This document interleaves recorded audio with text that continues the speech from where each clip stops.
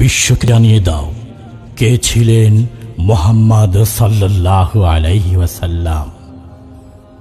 মুহাম্মদ তো তিনি, যিনি 1400 বছর পূর্বে মানবাধিকারহীন পৃথিবীতে সাম্যের ডাক দিয়ে প্রতিষ্ঠা করেছিলেন মানবাধিকার, যিনি ভালোবাসা আর সৌহার্দ্যের মাধ্যমে প্রতিষ্ঠা করেছিলেন স্বজন পরিজন আর প্রতিবেশীর অধিকার।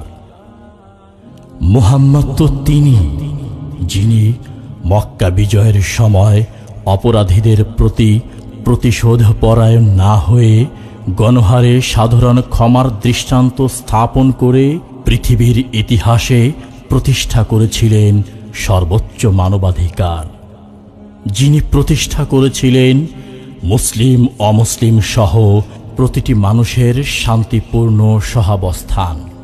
তিনি তো মুহাম্মদ, যিনি পিতামাতার প্রতি সন্তান আর সন্তানের প্রতি পিতামাতার দায়িত্ব আর অধিকার প্রতিষ্ঠার মাধ্যমে উপহার দিয়েছেন পৃথিবীর ইতিহাসে শ্রেষ্ঠতম পারিবারিক কাঠামো, যিনি কন্যা সন্তানকে জীবন্ত কবর দেওয়ার মতো বর্বরতা বন্ধ করে প্রতিষ্ঠা করেছিলেন সর্বোত্তম নারী অধিকার, নারীকে অধিষ্ঠিত করেছিলেন মায়ের মর্যাদায়।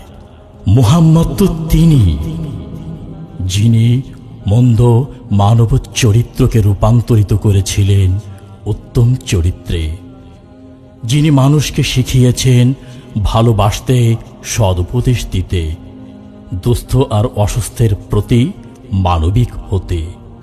মুহাম্মদ তো তিনি, যিনি মানুষকে সৎ কাজের আদেশ দিয়ে সকল অসৎ আর মন্দকে বর্জনের নির্দেশ দিয়েছিলেন, যিনি আহ্বান করেছিলেন গায়রুল্লাহর উপাসনা পরিত্যাগ করে এক আল্লাহর ইবাদতের প্রতি।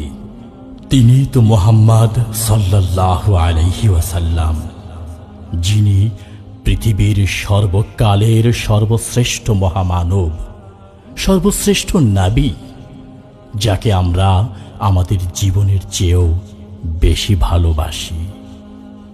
আল্লাহ তাআলা বলেন, ইন্না কাফাইনাকাল মুস্তাহজিইন, অর্থাৎ বিদ্রূপকারীদের জন্যে আমি আপনার পক্ষ থেকে যথেষ্ট। আল্লাহুম্মা সাল্লি ওয়া সাল্লিম ওয়া বারিক আলা সাইয়্যিদিনা ওয়া নাবিয়্যিনা ওয়া হাবিবিনা মুহাম্মদ ওয়া আলা আলিহি ওয়া সাহবিহি আজমাইন।